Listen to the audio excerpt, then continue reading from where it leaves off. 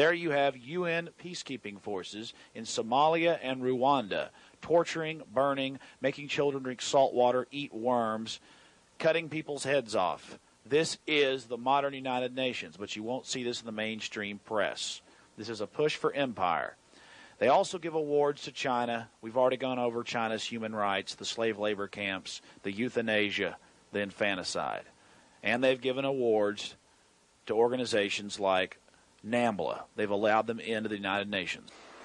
See, I have photographs here, and I have other ones. I actually have color copies of these, but I just brought these of them burning Somali children, putting them in cages to die. These are Belgian UN troops, of them making them eat vomit and worms and salt water, and cutting their heads off. In fact, if you have time, I'll try to show you some photographs of that. What do you think about that? It's torture. This has been in the Village Voice, the New American, both sides of the political spectrum, and it hasn't been in your mainstream press. These people have been punished by their respective countries, but not by the United Nations at The Hague. Well, so, wait, describe to me again, like, what exactly is going on in these pictures? Well, this young man's being forced to, by Belgian forces in Somalia, to drink a mixture of saltwater vomit and eat worms. And then it also talks about how, in the Village Voice, how they got, actually had the entire article at home, how they got them inside so that the Hutus, they got a whole group of Hutus inside a building and then left the compound and then let the rivals come in and kill them. Yeah. And so the American public has been... They haven't been told about it. You can actually get this issue. About this? No. Well, then how did you get this issue? Well, I mean, these are... In Europe, it's widely reported. So you're talking about the atrocities. But you don't think that's the issue. You think these people are just being Machiavellian and trying to hurt the UN by showing these pictures. Yes, I do, actually. So you think these pictures it's kind of a good thing that the press has ignored them because the mainstream press understood that these people were just trying to manipulate, so they haven't shown us these pictures. Well, it seems as though if this was actually such a big deal as this New American makes it to be, it seems like it would be definitely a more widespread amount. Let me ask you a question. Are you familiar with what Pol Pot did in Cambodia? Killed over 2.5 million people. You didn't hear much about that? Yes, I did, actually. I studied. Are you familiar with Kirk Waldheim, who was the Secretary General of the United Nations from 1972 to 1982? No, I'm not familiar. Do you know who he was? He was a high-ranking SS officer in World War II, and the United Nations knew it, and they fought to protect him, but the world community demanded that he be taken out. Well, I remember that name, and that's historical fact, Kirk Waldheim. Okay. Really, remember that name, Justin. It's Kirk Waldheim. Kirk Waldheim? Yeah, remember that name, Secretary General from 1972 to 1982. All right, I will. And find out who pushed for the League of Nations and then later the United Nations, a bunch of transnational corrupt interest. And then they get a lot of good people at the lower levels that believe it's for the kids and all that, but really it's fascism packaged nicely. I don't know what to say about that. It's about losing sovereignty. Really? Yes. Oh. Well, look, you can ignore them burning the kids, and you can ignore all that, but what you don't want to ignore, and what you can't ignore, is Kirk Waldheim. I don't understand how I could not ignore him. Well, I'm just saying that's something that's totally historical. Oh, okay. Let me ask you... Where's this picture taken? That was taken in Somalia. In Somalia? Yes, that's been all over the European press. Let me ask you a question. Yeah. Let me ask you a question. Are you familiar with the fact that we hear all day about the atrocities of Hitler, which were horrible and wrong and terrible, and he should have been executed if they could have caught him, and many more like him, and they did. Yeah. But you never hear about Stalin, who killed more than he did. Why is that? Dude, I've studied Stalin. Well, you've studied it, but what do you hear more in the press? I don't hear much about the Holocaust very much. Oh, really? No, not in the press lately. Well, I'm talking about for 50 years, and we should hear about it. We should see it, but you don't hear much about the atrocities in China, do you? 30 million in slave labor camps?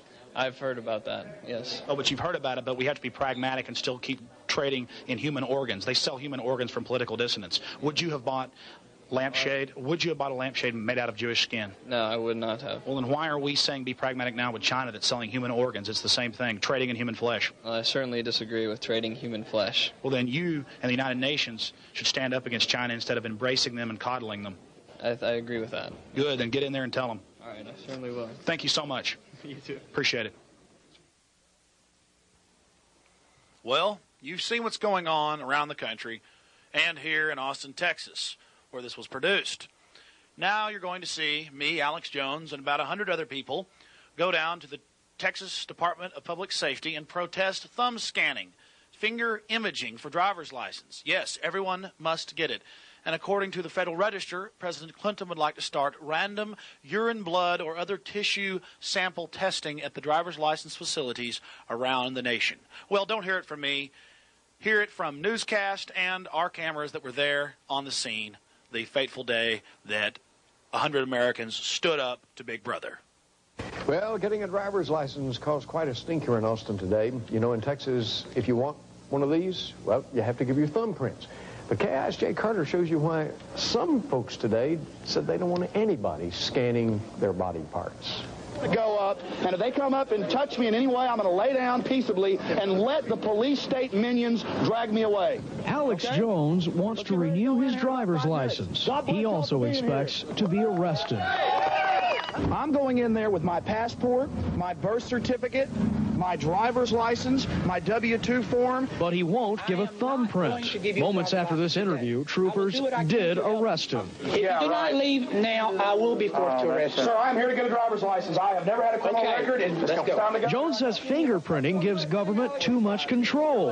And the next thing you know, they'll ask for urine and blood samples. Rebecca Yoakum walked through the crowd of protesters to renew her license. She didn't mind giving her thumbprint. I really don't see anything wrong with the thumbprinting, and it's kind of weird how everybody's protesting about it. But the protesters believe if they don't speak up now, the requirements to drive could get even more personal.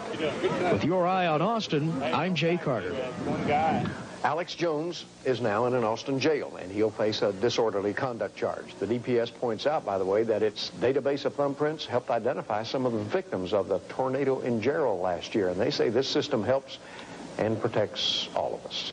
I'm sorry, sir, you're just flat wrong. This has nothing to do with public safety and everything to do with the international tracking grid that's being set up. All you have to do is watch Lockheed Martin Marietta commercials from the defense industry to Visa commercials. All down the line, they're pushing thumb scanning to buy and sell, and probably within 5 to 10 years, everybody's going to have to do this to buy and sell.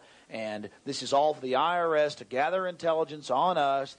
The DPS even admits it. It goes to the federal government. It's all hooked into a national database, and you see the free market supposedly engaged in this. It's all part of a grid of control. And some of you will say, well, what do we have to hide? It's called an invasion of privacy, ladies and gentlemen. It's called innocent until proven guilty. It's called a government that has a terrible track record of abusing its citizens, and the IRS stealing from innocent people that have broken no laws being abused. I'm just so tired of this. Everything under the color of law. This is totally unconstitutional. Now let's get to the actual video of the actual protest. Blood testing, urine testing, things of that nature. So for those of us that are not in the know, and for those of us who really are not in this, as you are, could you kind of explain what's going on here? Sir, I have given you the executive order put in the Federal Register by Bill Clinton in 1997. He has announced it. He says that urine and blood testing that they plan to do nationwide is only for people 18 and under. It is for 25% of large state populations randomly selected, and they're thumb scanning us like criminals. Whatever happened to innocent until proven guilty? I heard that. Several forms of identification. I have 8 forms of identification, from my passport to my old driver's license to my W-2 form, my tax form, to my Social Security number, to my car insurance, and I also have another picture ID. And that had better be enough for them, ladies and gentlemen. This is really getting out of control. Whatever happened to innocent until proven guilty? Why are Americans laying around like sheep and allowing themselves to be treated like criminals? We're law-abiding citizens. At what point do you expect, or do you expect at all, for what you were talking about, the blood testing, the drug screening? Is that really coming? Sir, I have given you the federal documents that are mandating the states to do that. Clinton in 92 mandated the thumb scanning. It has been adopted by many of the states. Texas since 93.